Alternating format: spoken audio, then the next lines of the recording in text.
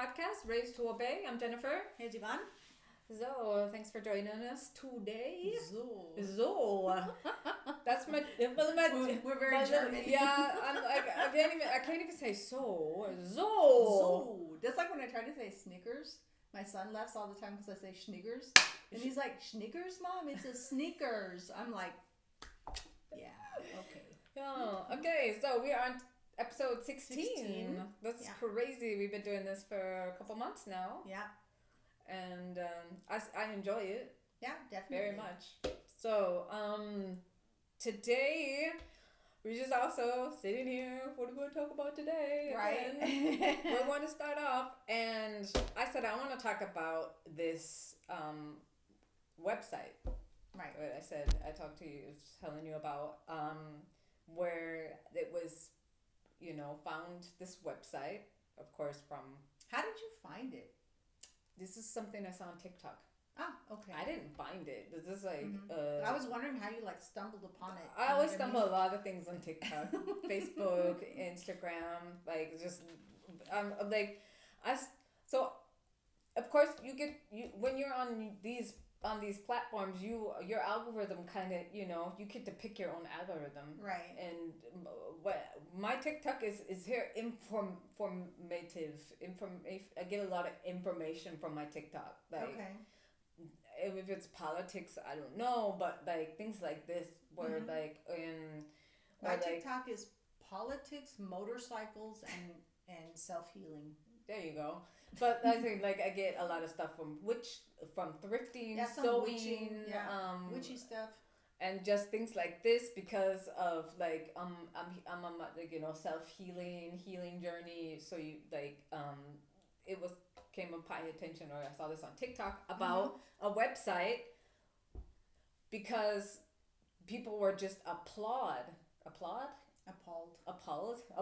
this. There you go. They appalled, excuse me, because you don't want to be applauding to this fucking shit anyway. So there's a website that was discovered, that there's a website where men talk about how to rape your partner. Right.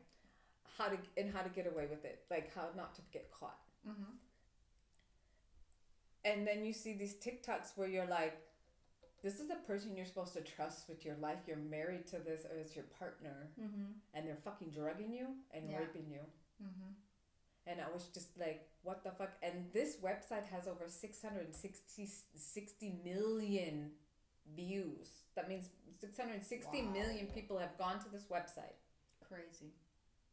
So, come to find out, there's also a website where women can post their ex-boyfriends or partners, whatever, and why they broke up with them. For whether it be for assault, for assault, being drugged and raped. Thank you. What's the word I'm looking for? Pedophiles, you know what I mean? Just like things like what's their name and why they broke up with him. Okay. That website got taken down, but the website, how to rape your partner, is still up and running. And the website that shows to help other women to not go out. This is the name of this guy. Oh my God, I met this guy on Tinder or whatever, know, and wherever, and the name, and you can go on this website and see if this person's name in there and why they broke up. Right. I mean, it's not, he broke up because he was just an asshole, but you know what I mean? Like, did he cheat on you? I mean, like, for a very, very good reason why you broke up with somebody, Because if they're smacking you around and they're abusing you. Yeah. And, of course, this person isn't going to go into their next relationship and be like, yeah, I smacked my ex-girlfriend around. What the fuck is going to say that, Yeah. And then they're going to be, of course, probably doing it to this next person. And if you're going to go to this website to see if this person's their name's on this website, and if they, if they're on here and why they got broken up with or whatever, and that website got taken down. But the website where men tell you and give you tips and tell you how to get away with raping and drugging and raping your partner. It's still up and running. Sick. And that just enrages me. Yeah. I'm reading this and I'm like, seriously? Like, Yeah. Now, I know just like, so I know you've mentioned it a couple times, and just you talking about it, I want to say it triggers me. It doesn't trigger me, but I don't know. It's such a weird feeling. Like I told you, I don't know how much input I could give to this subject because I have not seen the website and I don't want to see the website. I will not go to the website. Because just you talking about it, I'm just like, I don't know. It's maybe because I was in an abusive relationship before, you know, with my ex. Maybe it's just fear that everything's gonna come up again. You know what I mean? Yeah, I mean, I like actually lived through it, so I don't want to. But wouldn't you have relive it? You know what I mean? Wouldn't you have loved to have like back in the day a website? I would have loved to have a website back in the day. Be like, this person at this address. He's an asshole. He's a wife beater. You know, whatever, lies, cheats. Like, I would have liked to have known that before I married him. Exactly. You know, but I think it's really sad that they took down that website. You know. I feel like anytime women try to empower other women, we're always shot down, you know. But like men empowering other men with, even if it's the most fucked up information, you know, it's like, oh, attaboy, you know, that's really good, you know. Let's leave it open, and you know, it's not even on. We're not even talking about like dark web. We're talking about like regular World Wide Web where you can find this shit. So if that's on there, I don't even want to know what's on the dark web. You know what I mean? No, you mean the website where the men? Yeah. That's actually, it's not a website where you can easily access though. Yeah, but it's still accessible. You know what I mean? It's not like you have to go on the dark web and get onto it. You know what I mean? But it's not the dark web, but you also have to you have to know somebody to get access to this. Yeah. I don't even what's a website, but whatever. I don't even remember the word I'm looking for right now. But you know, like to have access to this information, right? Like it's a platform where the men exchange and they will also videos are being shown. Nice. Of how they do that to their own partners, and so a lady had. I mean, I always like to go in the comments, read the comments, and I think this was on Facebook is where I saw this though, and she commented that this happened to her, and that I think she even said like gave some pointers or says it's like if you're always waking up and you're tired, she gives some of like things like if you're like the signs to look for. Yeah, like if you're being drugged by your partner. So the men basically drug their partners and rape them, and of course you have no recollection of this. If it's like I don't even know, say you had put in a roofie in your drink, but so. After she found out, because she ended up waking up when he was doing it, which to then he was like, "Shut up, bitch, and let me finish." Okay.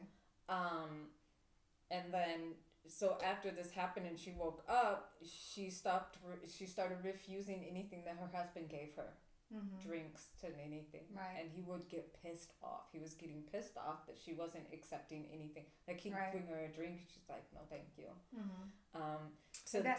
To where she was then confirmed that what he had been doing because of the way he was acting, of her. And that's another thing too. I mean, like I think I told you, like I don't see how this woman even stayed in that relationship, but I know from my relationship, it's not that easy to just like pick up and leave.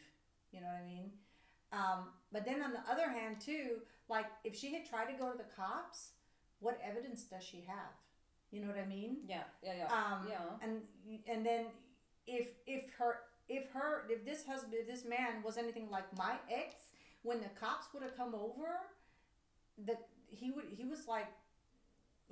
cops came to our house one time with my ex, And he was just like, he changed, he got dressed, he, you know, made himself look all nice. And when they came in, he was like, oh, hello, how are you? Welcome, you know, come sit down. Would you like something to drink? Like the most, I mean, he was like typical narcissist, right? Yeah. Like the most hospitable, likable person. So if that was the case with this man that this woman was married to, like I can just see like she's going to the cops and the cops come by and he's like, I would never do that to my wife, you know, I love her so much and blah, blah, blah. And the cops would be like, lady, what the fuck are you talking about? You know, like this man is like, it worships the ground you walk on. And, you know, I mean, because it always looks different from the outside, right? Like outside, you can always portray this like happy family, perfect relationship, right? But I mean, because I don't even know, like, so if you're drugged like that, I don't even know how long this type of drug stays in your system. You know what I mean? So I don't know if she would like wake up and realize this and then go to have like blood drawn or something, if they could even like prove that. And since she stopped taking the drinks from him, all she can prove is that she's got a husband that's pissed off because he's offering her something to drink and she refuses to take it. You know what I mean? So like, how does that look on the outside? You know what I mean? Yeah. Like, oh, your husband's being so nice and he's offering, you know, Yeah. he's like, you know, he just came home from work all day and he's still bringing you stuff to drink and you're refusing it, you know. Of course he's going to get upset. Oh, that's probably one of the tips of You how know? they put on that website, how to even get, like, so they'll, on the website for the men, they give you, like, tips or tricks to cover it up, or, you know, not to get caught, pretty much. Or if ways to cover fucking your tracks, whatever. I don't know, you know? Right. Yeah. So, That's what I'm saying. I don't know, because I've never been confronted with this drug, so I don't know how long it stays in your system. You know what I mean? I've never done any kind of research. And I don't know if it's something that, you know, is out of your system really fast, you know? I have no idea. So that's another thing. Like, even if you were able to get away from this relationship right away, how would you even prove that when you went to the police? You know? Yeah. Well, I guess it would just be you have to leave. Yeah. That's it. Yeah, but I mean, you know, I don't know. I mean, of course you would yeah, I'd be like, no, that motherfucker needs to be in jail. So he can do that to somebody else. But you know, that's another thing. You know, we women are often left helpless. And I know there's women that abuse their partners. You know, I'm not saying that doesn't happen, but the majority is women are abused by men, and we are often left helpless because nobody believes us. Yeah. You know, so it's not just like our childhood trauma that, you know, like your parents didn't believe you. It's also when we're adults and the most fucked up shit is happening to us, and people are like, you know. I mean, I think back to like with my ex when the cops came because he'd hit me. You know, the police were just like, they're like so nonchalant. You know. Like they weren't even like, I did not have the feeling like they were concerned about my safety, you know? Because your ex was like presenting himself as the most exactly. And I was speaking German to the police, and then he said to them, oh, she doesn't understand German well, or she doesn't speak German well. And they like quit talking to me. And I was like, hello, we were just speaking German. And I'm still speaking German to them, you know? I'm like, we were just speaking German. Like, what the hell? Like, why are you not, you know, taking me serious anymore? You know? But yeah, and they never followed through. They dropped. So what they ended up doing was, so when he hit me, I hit back, you know? And what they ended up doing was they did not make him leave the apartment, which normally they're supposed to. And they ended up contacting me a few days later and saying that if I wanted to press charges against my ex for hitting me, they were going to press charges against me because I hit him back. Okay, super. Yeah. So they ended up dropping the case because I was like, I'm fucked.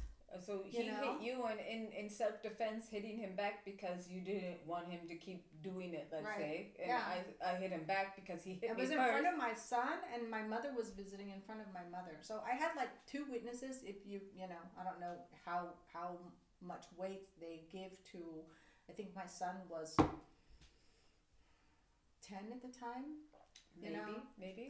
Because I know they did talk to both of the police went with our son in the bedroom, and they closed the door and they spoke to him alone. You know, So we don't know what he said, but you know, like I said, I mean, you know, I was just like, okay, so you know, what choice do I have now? You know, like, you know, my mom was gone, so it wasn't like, and they didn't really take my mom seriously. They just like wrote down her information because they could speak English too. Even though they didn't even try to speak English with me, but they spoke English with my mom, and all they did was take down her name, her address, they asked for her passport, and they didn't even ask her what happened. Like, they didn't, and I told them she saw everything because she was standing behind him, and they didn't even ask for anything.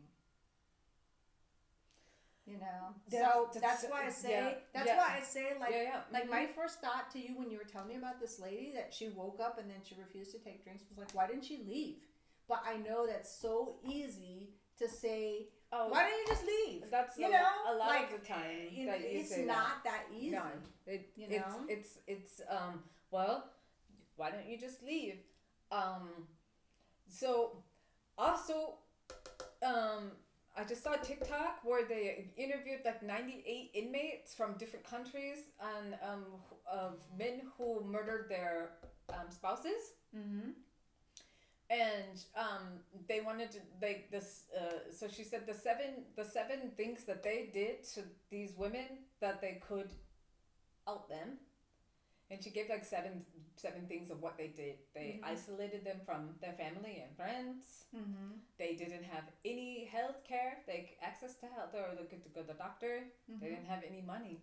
Yeah, they controlled the whole finances. Right. Like they were really so like one of the things is like if you're in a relationship and this person, the man, controls all the finances, how the fuck you gonna leave? Right.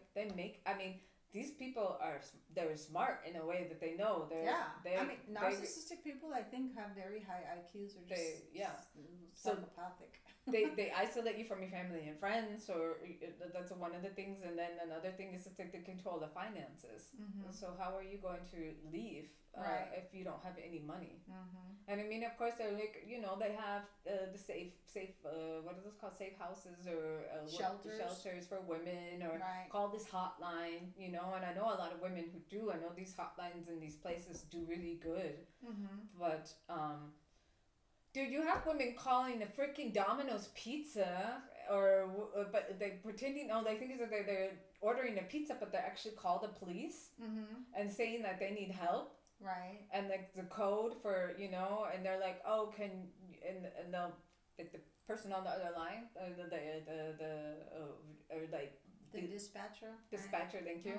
And they're like, oh, can you, you know, is this, and they do code work, like if you need help, say something like pepperoni, you know, they help them to like so that the person doesn't think that they're on the phone. Doesn't realize they're on the phone with the cops trying to get help. Like, I mean, you're scared for your fucking life. Yeah. Because if this person finds out, this man, I'm gonna say person, it's always a man, right?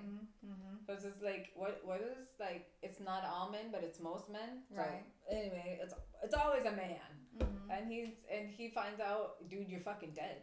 Yeah, definitely. He's gonna smack you around, you're dead. Yeah. You know? Yeah. It's like, I was never in an abusive relationship but there's not even just abusive, like physical abuse. There's also mental abuse that women and also men, but you know, also go through.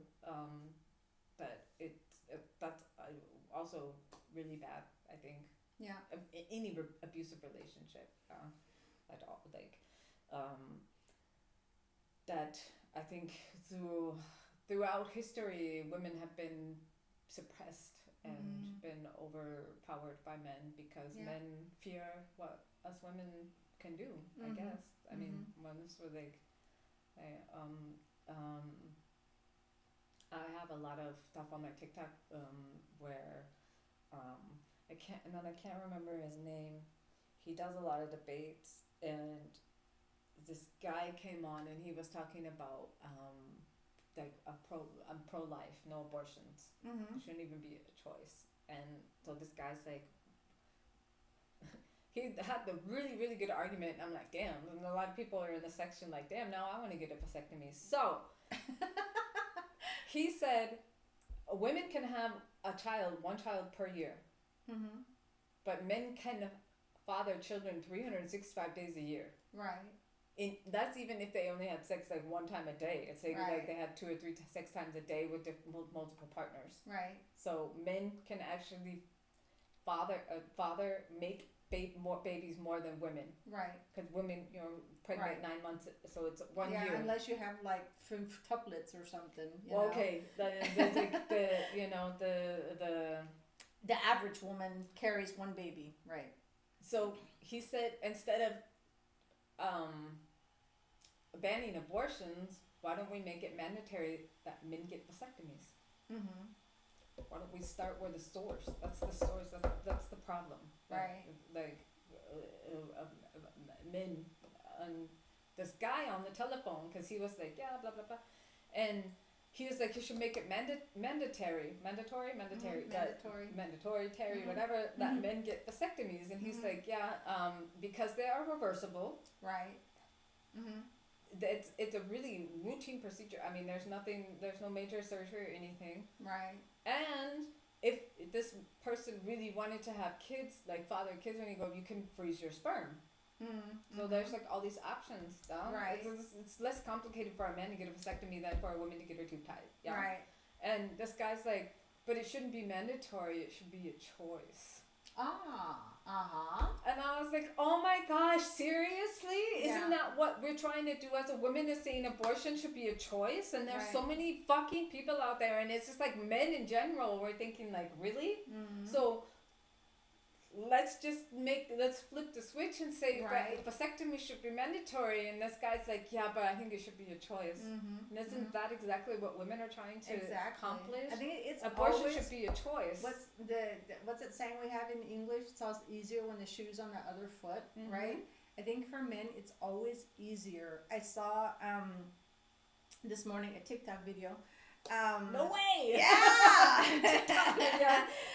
And I thought it was really interesting because there's this guy, I've never seen him before, and I don't remember what his name is. I followed him though, so I can get more info from him. So what his deal is he is trying to educate men about menopause. And I thought that was really... I'm so weirded out by men trying to... No, but the way he did it was really good because... I'm so weirded out. He had a list of... He had like the top 10, right? And so he started out with, when she goes into perimenopause, so he's explaining like, she has less hormones and blah, blah, blah. She's going to be tired all the time. She needs more sleep. Let her sleep. Help her out with things that she can't do anymore because she is not mentally able due to the changing in the hormones. She's got brain fog. Sometimes she thinks she's got dementia. And it was really, really interesting. And I thought, so one of the things that he said was the reason that men can go to a doctor and figure out right away what's going on is because medicine has for at least the last 100 years been studying men. Women have not been studied the last 100 years. So, and I thought it was so funny because they said, you don't tell your wife to go to the doctor because she's probably already been to like 6 or 7 doctors. And she hasn't found the one that has figured out the problem with perimenopause and menopause is hormones and the lack thereof, or the fact that we are losing them, they're depleting, right? And so until she finds this doctor that knows what the hell's going on, she's gonna keep having issues. She's not gonna be able to work it out, and you can't tell her, just suck it up, just push through it, And that made me think of like your mom bladder, right? That often women are told, oh, you just have to accept it. It's just a part of life. Yeah. Bullshit. Why? Just because men have not decided to open up the spectrum and study women's bodies too, Well, we just have to accept, and so that I really liked that he was, and I even wrote a comment, and I was like, keep educating men because they need to know. So he's educating men, not more like women. But like I just saw it was the other day on like Instagram of this guy talking about menopause, and I'm like, dude, you don't even know. I'm sorry, but that enrages me that men are going to start talking about menopause. Like, what the fuck do you know? Right. Seriously, and honestly, first of all, how old are you? How old is your wife? And I mean, like, you know, like she's not even going through it right now, and you're you're talking about. Well, this was an older guy, and his wife is gone. I know, but I'm talking about this guy that you know, like, because like I think throughout influencers, that's called, like, you know, people who have like over so many followers, like I think that, you know, they kind of cycle. Yeah, they like want to go with the trend and stuff. Like, and it's a guy, and he's kind of like changed throughout like the last, I don't know how many years when I started. I think the first time I started on Instagram is one of the first people I started following because I really like what he's talking about, and it's changed to where when he posted this, I unfollowed him. Sorry. I honestly, I do not, unless he was like trying to educate men, like I feel like that's okay because a lot of men don't know. Yeah, a lot of men. But if you're on here and you're trying to educate women on something that you don't have no fucking say, sorry, dude, I'm out. Yeah. Like, I agree with that. I just found it was really cool that he was like talking to men and trying to educate men. Like, and I thought that was really good because I was like, I even know male gynecologists that have no fucking clue. You know, I mean, I think we talked about this before. I used to have endometriosis, right? And I even went to a male gynecologist. This is in Mannheim. He was like renowned, whatever. He was supposed to be so good. And he did my examination. And then when I got dressed, we were sitting at his desk. And we were talking, and I was telling him about all the symptoms I was having, the problems I was having. And his answer was, he was under the impression I should seek out a psychiatrist. And I was like, excuse me? Oh my gosh. And he was like, yeah, I think you should go to a psychiatrist. And I was like, are you trying to tell me these problems are all in my head? Like, I'm having emergency surgery every 6 to 12 months. Like clockwork, because it's all in my head? I was like, they don't do emergency surgery when shit's in your head. They do emergency surgery because you need to have surgery like now. You know what I mean? Like, it's life-threatening, you know? But that was his, and that was like a renowned male gynecologist, you know? And that was at the point where I was like, fuck it, I ain't going to see another doctor again, you know? And it wasn't until I got together with my husband, and he ended up having to drive me to the hospital because I had to have fucking emergency surgery again. And he was like, how often has this happened? So I was like, oh, you know, this was like, I think that was like the 6th or 7th time. I'm so used to it by now. You know? And I think that was like the 6th or the 7th time. And then it happened one more time, and he was like, you can't keep doing this. And I was like, you know, the last couple of years of my life, it's like normal, you know. I know when I start getting this pain and it like gets really severe that I need to head on over to the hospital because, you know, because so I would have like blood cysts and they would burst, and then I would have like internal bleeding, right? And he was like, yeah, you can't keep doing that, you know. And I was like, well, I've been to like how many, then I like listed out all the doctors, you know, and told them, you know, like every treatment that they tried, and then the last one, you know, I told them, this one said I need to go see a shrink. So I was like, yeah, I'm out, man. You know, I just have emergency surgery when, you know, like when my body decides, oh, it's time again, you know. If he hadn't pushed me to do that, I would not have seen another doctor again, you know. But yeah, that's why I say it doesn't matter how renowned the doctor is. If they don't really study whatever's wrong with you, they have no clue, you know, no clue at all. And that's why my gynecologist now actually did his doctorate in endometriosis, because I knew at least he knew what the deal was, you know what I mean? Even though I don't have it anymore because, you know, they took everything out and basically, you know, did a complete, what do you call it in English? A clean out. I was clean. That's the word I was thinking. I was thinking sanitation, clean out. They do like a complete clean out, so I don't have any more. But he at least knows, like, if it should ever happen to come back for whatever reason, which it's not going to, he knows at least how to deal with it. You know what I mean? Mm-hmm. And not like, like when you go to any normal doctor and they're just like, oh, because it's so, also, of course, it's nothing, the doctors don't know enough about endometriosis. It's not studied on, and it's like, suck it up. Yeah. My other friend you met. Right. She has endometriosis. She's in constant pain, and she gets her period. She looks like she's 12 months pregnant. Well, 12 months, but yeah. She looks Damn. like she looks like she's like, she gets bloated. She really looks like she's like at least 3 months pregnant. And you have people over here like, yeah, okay, just suck it up. Like, you have no idea how much pain and when she tells me this, I'm like, okay, well, you know what's going on. I try to get much information from her as I can. So is there anything I can do? How can I help you?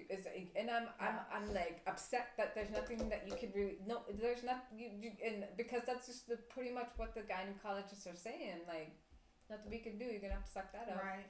And you're in constant fucking pain.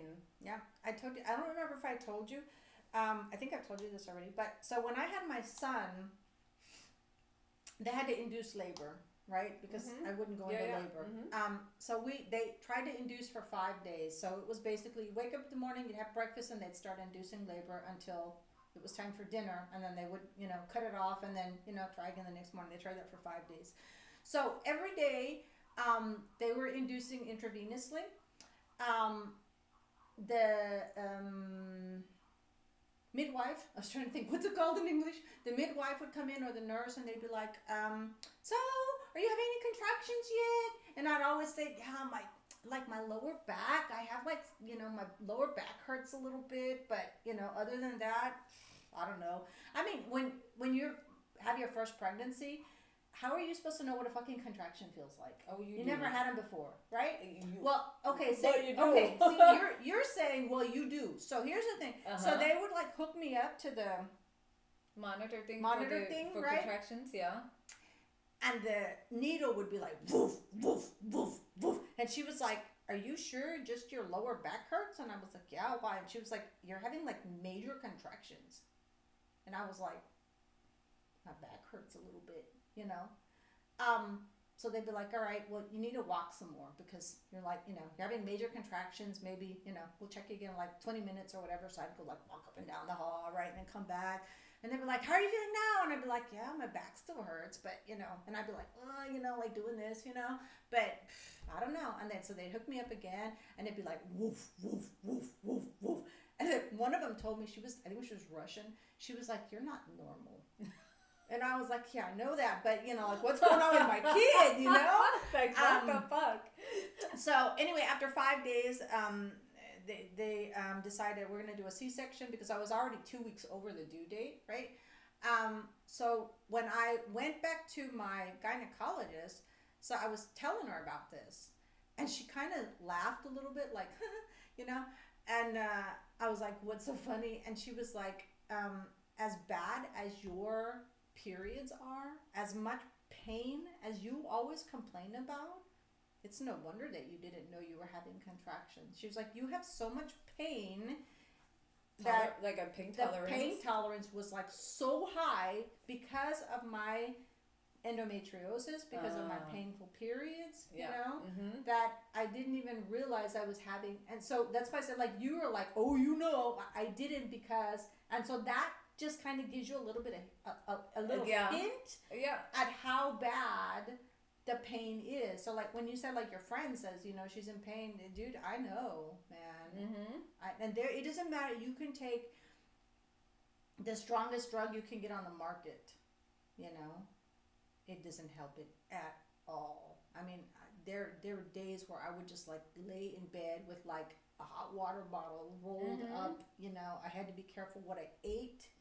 I wouldn't most people around their period, they're like, oh, chocolate and Coke and chips, and I had to stay away from that because that would just make it that much more worse, I totally had to stay away from stuff like that. When I wasn't having my period, it wasn't right before, right after, then it wasn't a problem. But in this time, it was, no, I couldn't do that.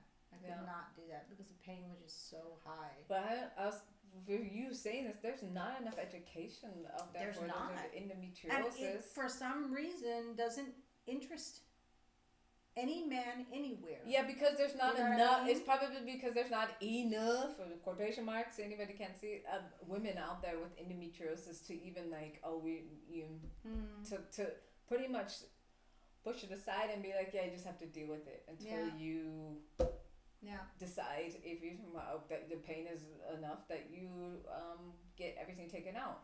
But then think about my friend. She still wants to be able, she wants to have a family. Mm-hmm. She's pregnant now when she's gonna have a kid. But think about if the pain was so bad that she said for 3 years, fuck it, I'm gonna take everything out. Mm-hmm. Oh, you can still freeze your eggs. Well, okay, great, but that costs money every month to get Mm-hmm. So and then maybe she wants. You just because you have one, you don't know if it's going to be one or you don't have, so and she's young enough to wait at least, another 5, 7, 10 years. I don't know, mm-hmm. to where you say like you did. You're like, okay, let's get this shit taken out because mm-hmm. you are at an age anywhere where you're like, no more. Am I gonna have any more kids anyway? Well, so they took out my uterus first. Oh, okay. Mm-hmm. I was 39. Mm-hmm. And we decided to do that because I had decided that I wasn't going to have any kids anymore. I had tried IVF and it didn't work, mm-hmm. and I did that twice, and I was like, I'm not doing that shit again, because that's just a fucking psychological roller coaster, never mind what it does to your body. And so they took out my uterus with the hope. This was my doctor saying, my hope is that you won't have any more problems. So they took out my uterus. I was 39. And within 6 months, I was back in the hospital, emergency surgery. So that happened a couple more times. Okay, probably. Essentially, like if you just take out your uterus and leave in They left my ovaries because they were saying, you're like too young. If we take out your ovaries, you'll go into menopause right away and blah, blah, blah. And at the time, of course, I wasn't educated enough to be able to say yay or nay, I was just like, okay, makes sense to me. I mean, I didn't study medicine. Even though now I could tell you, I could, probably go past the exam. But anyway, so that I was 39. And then when I was 43, that's when I was with my husband now. We were seeing a specialist in Heidelberg, and he tried to medically put me in menopause, hoping that would help. I had to give myself shots in the stomach. And after the third shot, I ended up back in the emergency room again. So it didn't work.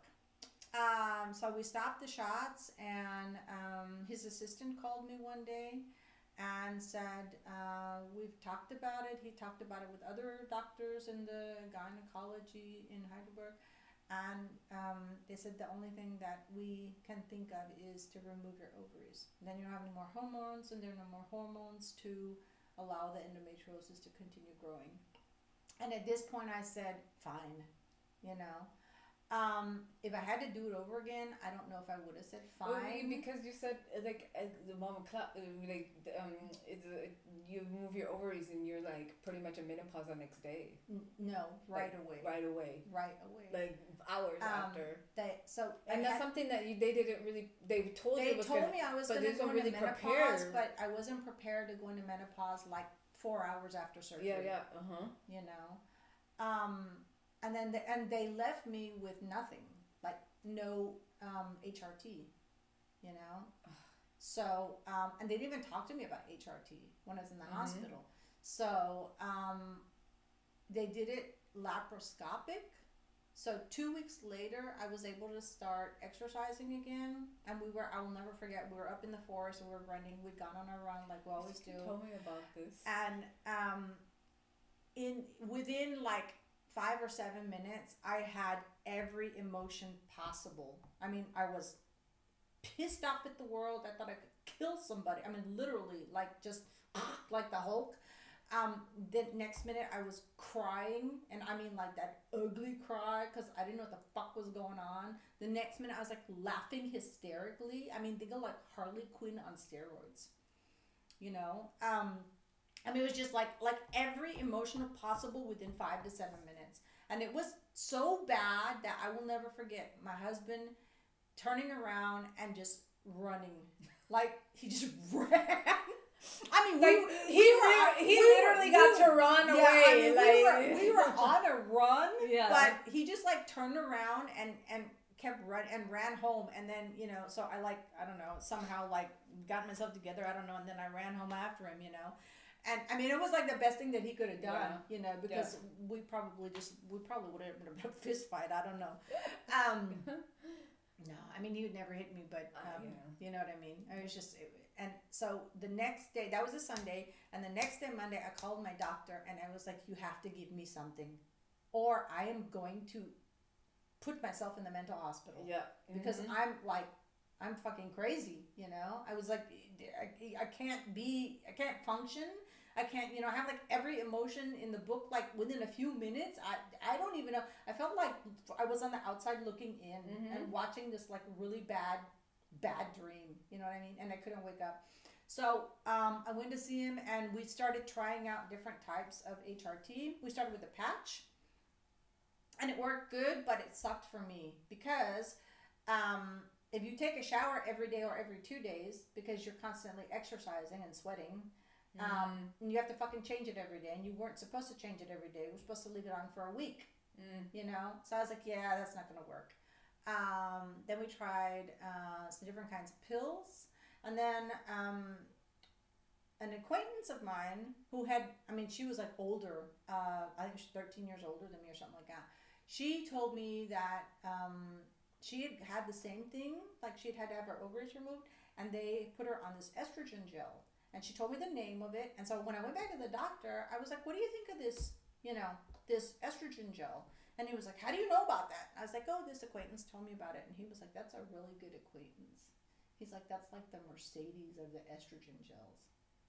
And I was like, and why didn't you tell me about this before? Like, you know, like, why am I having to do this on my own? You're the fucking doctor, right? Yeah. So he wrote me a prescription for it. And, yeah, ever since then, you know, it's worked out really well. You know, it's supposedly human identical. I have no idea. He did say that I could take it until I die. Of course, there are, as I think there are with any hormones, regardless if they're plant-based or synthetic or whatever, there's always a risk of cancer. Okay. You know.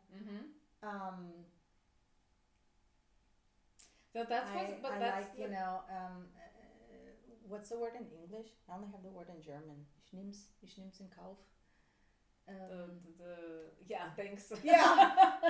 Y'all go look that up right now. Worst case scenario? You know, like the worst case? No. Schlimmste so. Fall? I just accept it for what it's worth, I guess. Okay. You know, like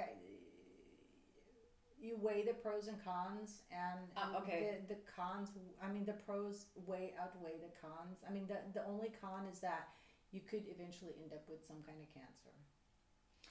But this isn't like what happened back in the day, and I think it was in the 80s when they had started with this hormone replacement for women, right? And where they ended up getting breast cancer because of it. And I think that they have come a long way from that to today with hormones for women.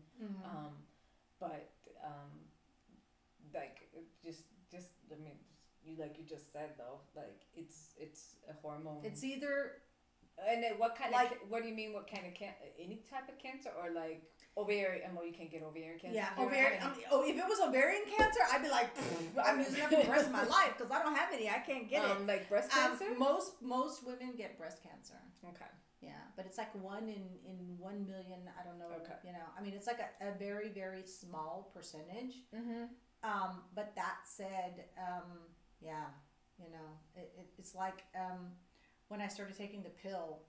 Is that why 18. you get like tested then for breast cancer more because you take the hormones, or No, it's because I'm old. you're not old. You're just older than old. No, so after when you turn 50, is when the insurance starts paying for mammograms here in Germany. And dude, but I don't one of those. I don't get one. That's why I pay for the ultrasound. And that's like what, €60? €60. And then you do that one time a year? Mm-hmm. And I do it once a year. Yeah, that sounds like it's once a year, dude. I don't care. And at least this way I know my doctor takes the time and really looks at what he's I was gonna say Shaolin, but that's not an English word.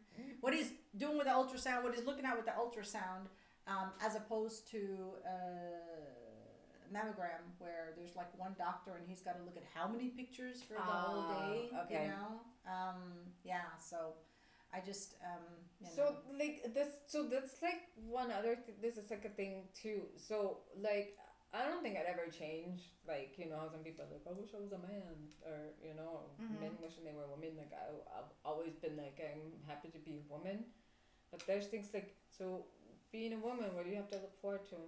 Menopause, you know? Well, no. First, it's when you go through puberty, getting your period. Well, there you go. But growing hair everywhere, where society says you're not supposed to have hair. So we need to shave. So you need to shave. Well, you need to shave and pluck your eyebrows. Shave that bush, you know. Then it's if you're lucky, you can get pregnant. Then you have morning sickness, and you know. Well, I mean, that's of course if you elect to get pregnant, you know, then you're gonna have if you like to get pregnant, right? Yeah. So you get to go through all that shit. Mm-hmm. You get as big as a fucking house. You know, some people don't. Some people only have like the little basketball stomach. Yeah, I did not. I was as big as a house. Oh yeah. Then you get to have the child. Regardless of how, if it's a vaginal birth or a C-section, it's still fucking painful, you know. And then if you elect to, breastfeeding is a joy. I'm all for breastfeeding. It is though. But once they freaking not when they get teeth. That's true. When they start biting, that's not a joy anymore. You're no longer like, oh, that little baby. You're like, ah, fuck. You're like, oh, don't bite me again. Like the natural reaction is like, oh, sorry. Yeah. Like, oh, that's my kid. I can't do that. You can't do that. Yeah, I'm just saying. I mean, I'm all for breastfeeding, and I breastfed my kid a lot. I told you I breastfed my kid 18 months, not 8 months, 18 months. So I'm all for longer breastfeeding, definitely. Yeah, but I know what you mean. But breastfeeding, you know what I mean? Yeah. It's not. I mean, then you breastfeed. You do something really great for your child, and I think that's like one of the best things a mother can do. If you can breastfeed, then do it. I mean, I know there's some women they can't, you know, but if you can, I think that's like one of the best things a mother can do for your child. But then the kids grow up, and you as a woman are left, compared to society. Your kids, if it was like mine, sucked you dry every couple of hours, so your boobs are no longer nice and perky, you know, they hang. It's not, I mean, with age, of course, they start hanging, but if you breastfed a long time, like I did, you know, yeah. So, that's then like the psychological part of it, you know, I mean, you and I have talked about, you know, it took a long time to accept how we look and be happy with our bodies and how we are. And I am really lucky because my husband often reminds me, you had a child. You breastfed your child for a long time. You can't expect to look like, you know, the top model with the implants and, you know, I'm like, yeah, he's right. You know, I brought a life into top this models world. don't even have boobs, most you know? of them. Well, you know what I mean. They're not big chested. Yeah. But you know what I mean. You know, I mean, I brought a life into this world. Yeah. You know, and I'm happy that I did. You know, and I'm happy that I was able, to breastfeed him for as long as I could. You know, so it reminds me though. Just have to say, like, there's the Cat Williams, I think, the comedian, and he was talking. He's doing one of his skits, and he's talking about if you have stretch marks. Mm-hmm. And he's like, he's talking about like, there's either one where you got stretch marks, you were skinny and got fat, or you were fat and got skinny. Like, you know what I mean? Like, it was like, right. but in the end, in the way, he's like, either way, we fucking. Like, if a man's not gonna want to have sex with you because you have stretch marks, then he's stupid. You know? Right. Like, right. And every time I see that, I just laugh because it's just so funny. Because like he's like, either way, we fucking. Like if it's like a man and he's like, hey, you brought life into this world, and one of those things that can happen is you get stretch marks, right? Because your skin isn't elastic enough, right? And it's not, like I got really fucking big, got a really big stomach, and you got these women who are like, yeah, they have the little. And every time I see these women, they have like this little basketball, and I'm like, oh, how far along are you? And they're like, oh, I'm doing a day now, and I'm like, what? And then like, you know how much weight I gained when I was pregnant? Like, I still remember the day that they decided to do the C-section, and they were like, oh, we need to weigh you, and I stepped on the scale, and I was like, holy shit! I was like, don't say that number out loud. And then I was like, damn. And then after the kid's born, they're like, where'd your stomach go? Yeah. It was like, there's some women who and that's like, that's not, I don't think the majority of women, but some, but that are lucky to have, like, but they don't. But I just let myself go. I was like, fuck it. I mean, like with my first child, my first daughter, I gained 30 kilos, so I gained 60 pounds. And then the second one, I gained 14. Wow, that's not bad. Yeah, I know, but because I worked, I was like, I'm not doing that again. And because like the first time, I was like, fuck it. I'm 25, I'll step back, I'll bounce back. I got my metabolism because I could eat anything I want, I was like, I had a good metabolism. I was like, yeah, whatever. Yeah. Fucking McDonald's. I gained 24 kilos. Yeah. And I told you we were talking about this yesterday, I was heavy to start with, but because it was all muscle, right? Because I was in the military. And then, my kid was huge. And I had preeclampsia. And I kept telling my doctor, I think I have preeclampsia because my blood pressure is very high. And I normally have very low blood pressure. So for me, high was 120 over like 90. And she was like, no, it's normal. And I'm like, no, for a normal person, that's normal. But my blood pressure, I'm not normal. My blood pressure is normally very, very low. I mean, for me, a normal blood pressure is like 98 over 56. That's totally normal, right? And she didn't listen to me. So by the last month of my pregnancy, I had like cankles because of the, I know cankles. Yeah. My hands I couldn't wear any rings because my hands were like, I mean, you could like push in my skin and see there was just water, like water retention, right? And so, so when they finally took out my son, the doctor that was doing the surgery, she said to me because you know how you have like this curtain, right? And she said to me over the curtain, it's a good thing we decided to take him today because your placenta was crystallizing. Like my placenta was done. There was no more placenta. It was crystallizing because it was finished, right? And then she said, you have preeclampsia. And I had to take blood pressure medication the whole time because I had to stay in the hospital 5 more days after I had him. And I had to take blood pressure medication because my blood pressure shot up on the operating table. I'll never forget. I looked over and it was 180 over 100 and something, and she was like, oh, you have preeclampsia. And I was like, yeah, I know. I kept telling my gynecologist, that I had preeclampsia, and she didn't want to believe me, So there's another thing, like, oh, you're a gynecologist. You've studied women's, whatever the fuck you want to call it, and you still have no clue. Women's anatomy. Women's anatomy, and you still have, like, no clue. Like, I knew more than this doctor did, but she was an older doctor. Anyway, she retired after. So then what we have, then pregnancy, birth, and then after that we get you get perimenopause, and then you get menopause. Or if you're lucky like me, you just go straight to menopause. And then you have menopause, and then after that, They just, I don't know. After that, you just be like, you be getting, we get older and wrinkly and we old, just older. I mean, that's like. Yeah, but we could go. I mean, like after menopause, we could go into like a whole nother podcast here, because after menopause, then your body totally changes, and people say, oh, you're in menopause, so you like have like no more libido. Your vagina starts to dry up. You get atrophy, right? And nobody tells you about that.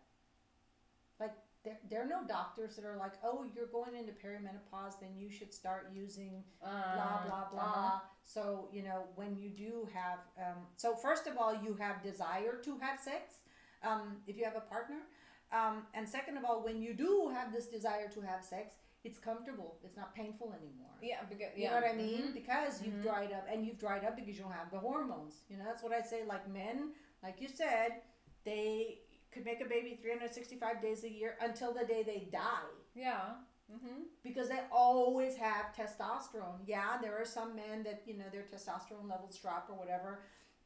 It's an easy fix for them. They get like an EpiPen. Slam it in their quad, and they're good. And normally they can fix that also with diet. Estrogen is not something we can fix with diet. What are we supposed to do? Just eat like soybeans all day? Like, and then what? Fuck, if you have too much soybeans and it fucks with your kidneys, or you farting around all day or something, Exactly. Like, yeah. There's something, estrogen is something that our bodies aren't producing anymore, and we have to get it, like... right. Well, our bodies aren't producing anything anymore. Yeah. So it's not progesterone, it's not progesterone, it's not estrogen, it's not testosterone either. I mean, because women do need a little bit of testosterone, So if you're not producing any of those...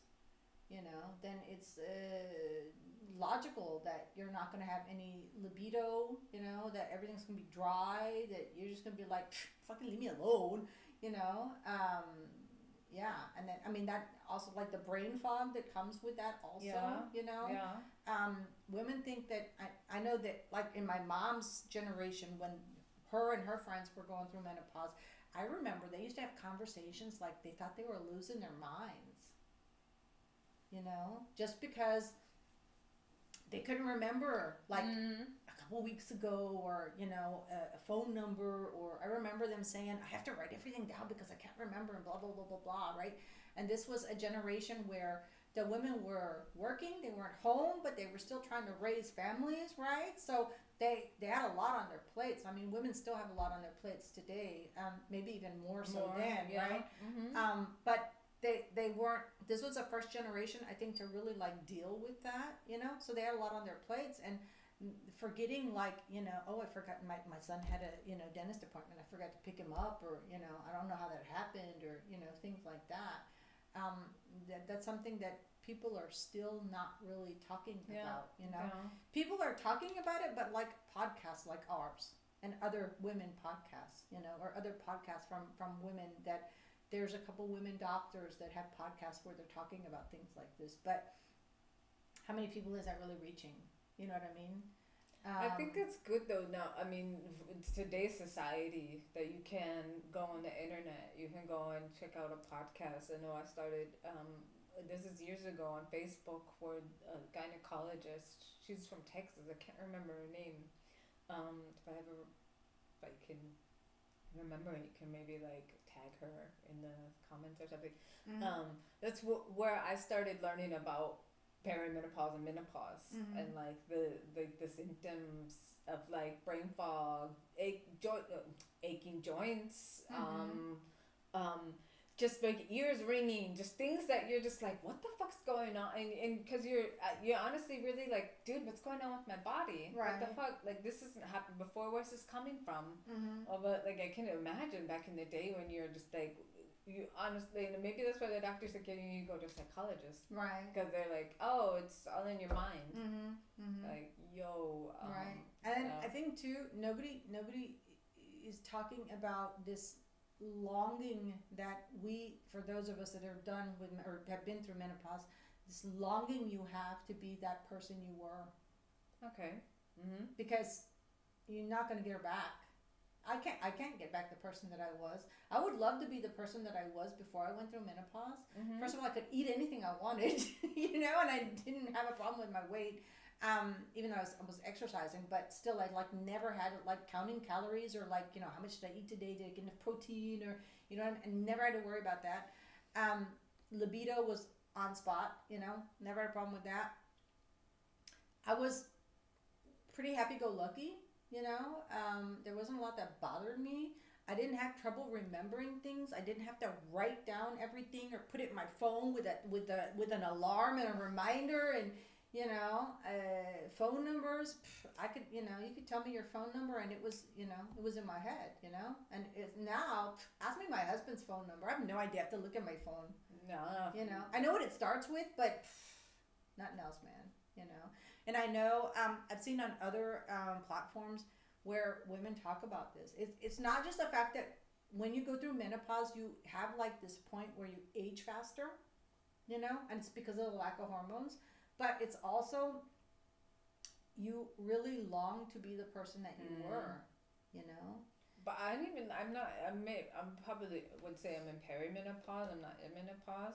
But there's days where I would love to like, if I long to be the person I was before, but like I guess you get nostalgic, more or less, where I was like, damn, that to be back in that, just in that time, in the 90s. I was just like, for me, growing up in the 90s, and now it's like 2026.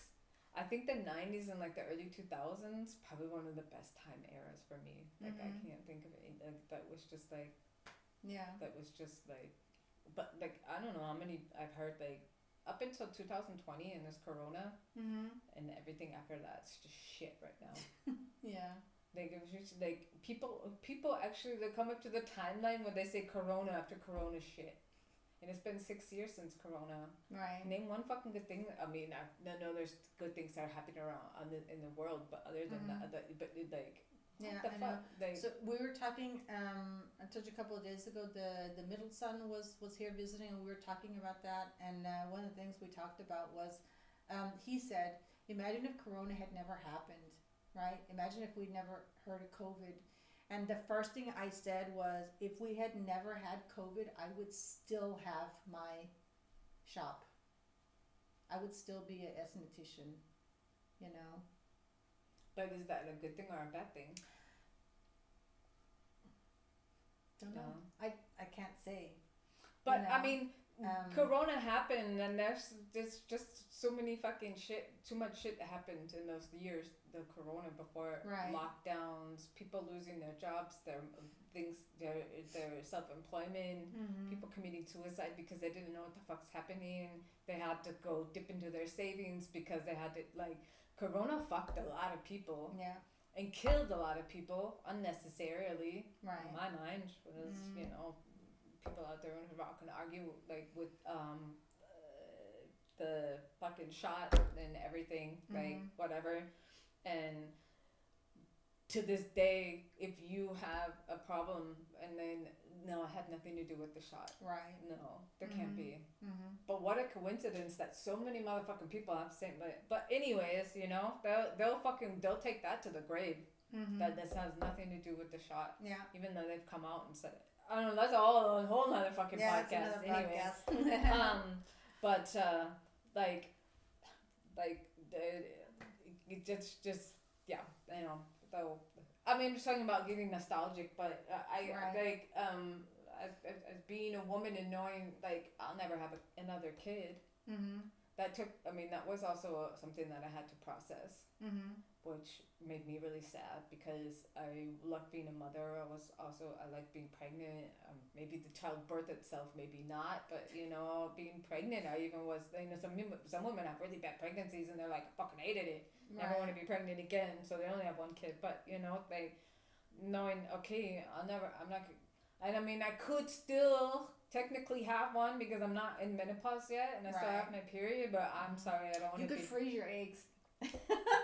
So what? I can be a mom at 60? No, thank you. You wouldn't be the first one. You know that one? I see it now. Jennifer Waldhof, Deutsche Frau, has her child at the age of 57. No, I'm not speaking it out, universe. That was just a joke. No, thank you. You have a kid at 57, you'd be like, remember that podcast? Fuck you, Yvonne! Like, I will curse your name till the day I die, because I will not have if I have a grandkid. That's good to know. I need to start doing some extra protection spells. I'll break through those spells, girl. No, like, get some more rosemary. Oh man, maybe like being a grandma at 57, I wouldn't mind, but not a mom. Yeah. No, like I could not. So my husband and I have often said we wish that we would have met earlier, because we would have liked to have had a child together. However, at this stage of the game, we're really happy that we don't have any children. We're happy that all our kids are grown and they're self-sufficient. Yeah. And, I mean, I am, that's one of the things that I always say. So when I go to bed, kind of copied off of you, I have my ritual where before I go to sleep, I say to myself, in my mind, whatever, to the universe, what I'm grateful for. And one of the things is always that I'm grateful that our children are healthy. And the grandchildren are more or less healthy. They could be a little bit healthier, but anyway, but yeah, I mean, we're just like at this stage of the game, we're really happy that we can enjoy each other. Exactly. Yeah. Because that's also really important in a relationship. Yeah. Once the kids are grown and gone, we didn't share children together, but I don't think it would have been a problem for us anyways. I know a couple people, they are empty nesters now because the kids have all gone off to college, and they're like, what do we do now?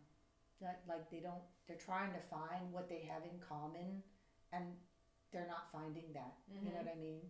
And it was just it was all about the kids. It's a lot of couples have that, like after the kids go and they're empty nesters, like trying to rekindle the flame. Exactly, to have a relationship, and that's why I think it's important, even with kids, that you maintain that relationship with your partner, because the kids do grow up and they do leave the house. Most of them anyway. And I know some people like 30-year-olds living in the basement of their parents' house, but most, they go off to college, or they go off and they have to start their own families, and that's important to maintain the relationship with your partner throughout the whole marriage with kids, and because after the kids are gone, some people they're like, oh, but we don't even have anything in common. What the fuck? Why did we get married? And maybe end up separating because the kids are gone,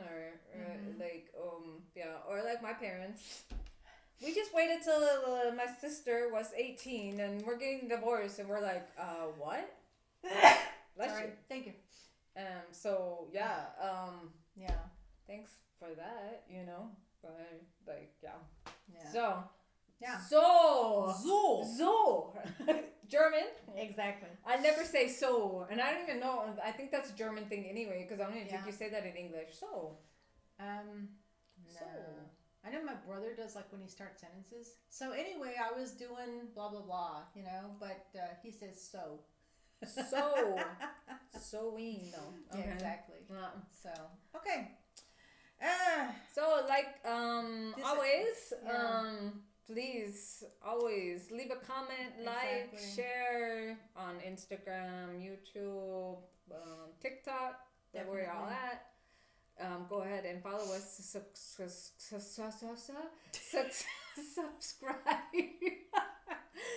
Subscribe to our podcast on all of our channels. Support us, please. And thanks for listening, and we'll catch you on the next episode, right? Exactly. As usual, I will drop everything in the link. So regardless of where you're listening or watching, you can check that out. Check that out in the comments. There you go. Bye. All right. Bye.